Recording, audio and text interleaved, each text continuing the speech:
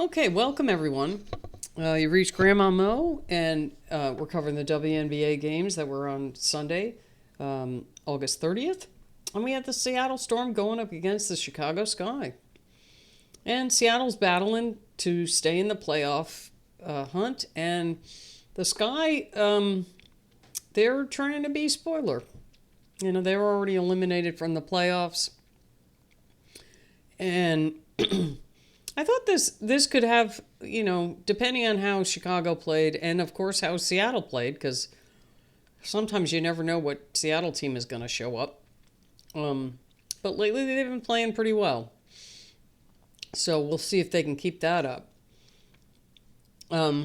Chicago Sky just didn't get enough from their players. Like, Reese did fine, Cardoso was okay, but none of their other players, just did enough. Seattle I think they had 7 people in double figures. So they got contributions from everybody. So the Storm get the win, 79-69. And the Sky made a push at the end, but they just couldn't. It was close in the first quarter, 22-19. But they were behind the whole game. I don't even think they had a lead. Did they have a lead? No, they never led in this game. I thought maybe in the beginning they might have. But so then Seattle scored 22 points in the second quarter. Chicago only 15. So then in the third quarter they actually outscored the Storm 16-13. But they needed like a 30-point quarter to catch up, and they just didn't. They just couldn't do it. And then Seattle outscored them 22-19 in the fourth quarter. But, Seattle was like, not Seattle, Chicago was coming back, but they just couldn't put it together. They had more points in the paint, which when you have Cardoso and Reese, that's likely going to happen. So they outscored Seattle 46-34 points in the paint. And then they also got a lot more second chance points, 17-6. But Seattle outdid them in fast break points. Let's see. But Chicago had 22 turnovers. And Seattle got 30 points off those 22 turnovers. That's a big number. That is a big number. Seattle had 13 turnovers. Chicago only got 16 points out of that. So Chicago shot 44% overall, which actually was better than Seattle. Seattle only shot 41%. But three-point shooting was 1 for 10, 10%. So they made 1 3-point shot the whole game. And Seattle made 7. They were 33%. So what is that? 6 times 3, that's 18 points right there. Just in 3-point shooting.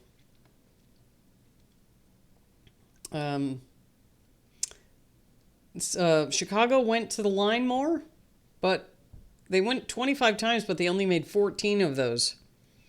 Whereas Seattle went 18 times and made every single one. Let's see, rebounds, which I figured. Chicago out-rebounded them 37-28. Which that's expected when you have Angel Reese and Cardoso down low. And then Elizabeth Williams also. So Reese led the Sky. She had 20 points. She had 10 rebounds. But she had 6 turnovers.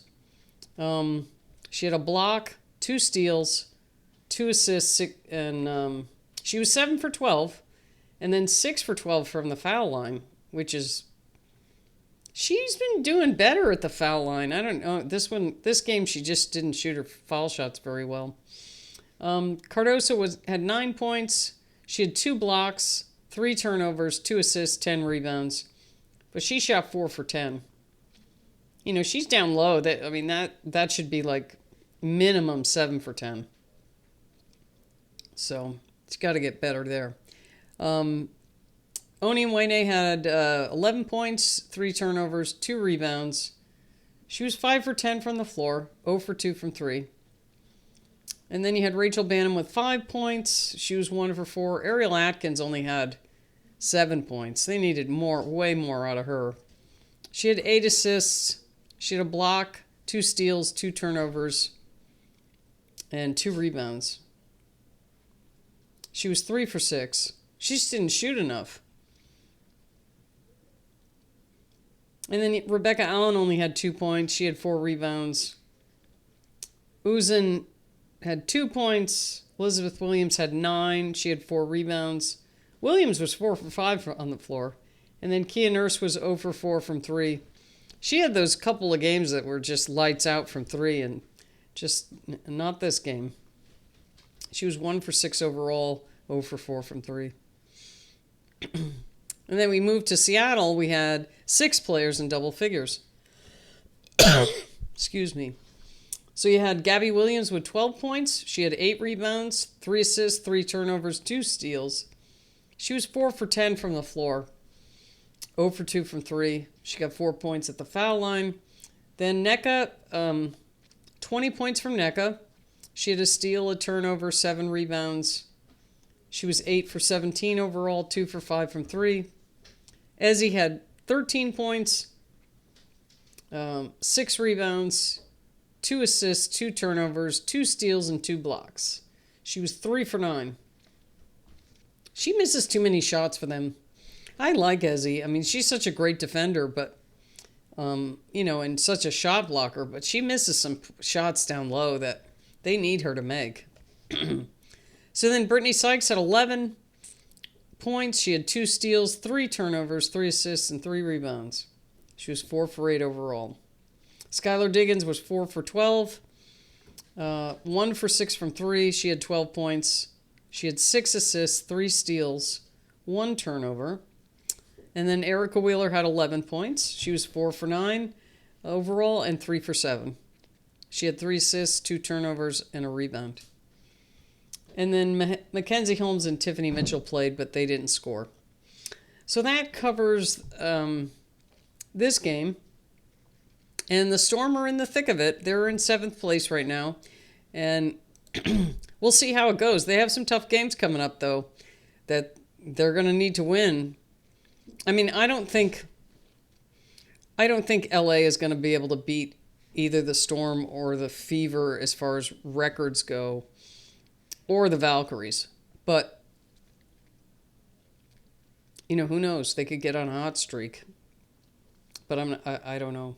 I don't know if LA is going to be able to overtake any of these other teams to get in the playoffs. They're not eliminated yet. But, it depends. If Seattle or the Fever or the Valkyries, I mean, if one of those teams or, well, it would have to be more than one. No, if just one team loses the rest of their games, LA could get in if they win their games. But LA has a tough go. They have to go. I think they're playing Seattle. I think they have to play Atlanta twice, I think. I forget who else they're playing, but they're playing some tough games. So it's going to be tough for the Sparks. So it looks like the Storm will make it into the playoffs, but we'll see which seed they get, where they finish. I don't know. We'll see. Okay, thanks for watching, and we'll see you next time.